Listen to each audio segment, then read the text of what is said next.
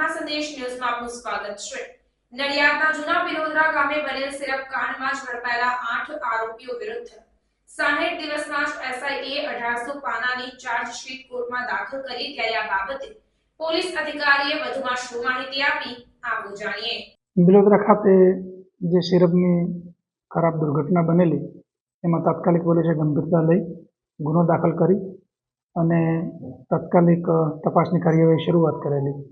સમગ્ર તપાસ માટે એસઆઈટીની રચના કરવામાં આવેલી અને આ એસઆઈટીના તમામ અધિકારીઓએ તપાસનો એક પણ મુદ્દો બાકી ન રહી જાય, તમામ મુદ્દાની ખૂબ ગહન તપાસ કરેલ છે, વૈજ્ઞાનિક ઢબે તપાસ કરેલ છે, તમામ પ્રકારના પુરાવા મેળવવામાં આવેલા છે, એક્સપર્ટ ઓપિનિયન મેળવવામાં આવેલા છે અને તપાસને અંતે કુલ 8 આરોપીઓની ધરપકડ, તમામ આરોપીઓની વિરુદ્ધના મજબૂત પુરાવા મેળવી નામદાર કોર્ટની અંદર આશરે 1800 પાનાની ચાર્જશીટ રજૂ કરવામાં આવેલી છે।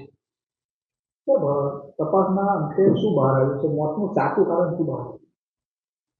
મોતના સાચા કારણમાં આપણે જે એફએસએલમાં જે સેમ્પલ મોકલેલા, જેની અંદર જે સેનિટાઈઝરના સેમ્પલ હતા એની અંદરથી મિથેનોલની હાજરી મળી આવેલ છે અને એ જે સેનિટાઈઝર છે એનો સિરપ બનાવવામાં ઉપયોગ થયેલ છે। એટલે મૂળ કારણ મિથેનોલનું છે। પીએમ નોટની અંદર પણ મિથેનોલ પોઈઝનિંગને કારણે ડેથ થયું હોવાનું જણાઈ આવેલ છે। પ્રાર્થના સંદેશ ન્યૂઝની તમામ લેટેસ્ટ અપડેટ્સ માટે ચેનલને હમણાં જ લાઈક, શેર અને સબસ્ક્રાઇબ કરો।